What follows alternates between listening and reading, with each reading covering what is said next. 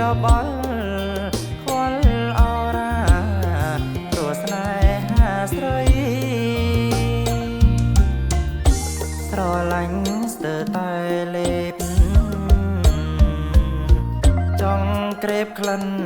ពិសីតែរៀមមិនហ៊ានសូ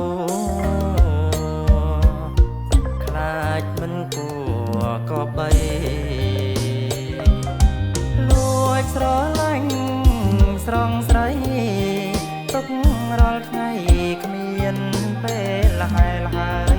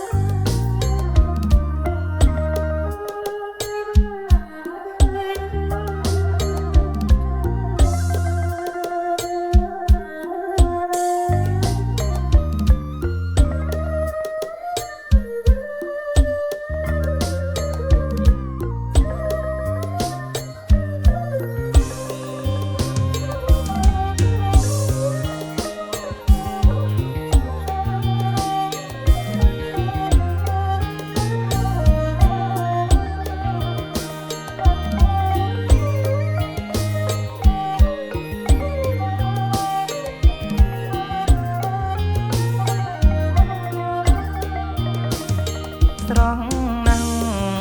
ស្រងគ្មានពីស្រងរកនារីមកទំនឹងឈរវីមិនបានឡើយតើបរងណាទៅត្រូវបានកាយលើកហើយវាសនាឬដូចជាខ្ញុំដែរបានតែលួចស្នេហាលួចកើតទុកម្នាក់ឯង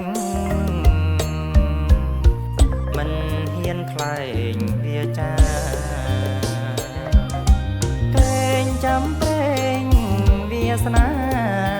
ក្រែងទេវតាជួយឲ្យជួប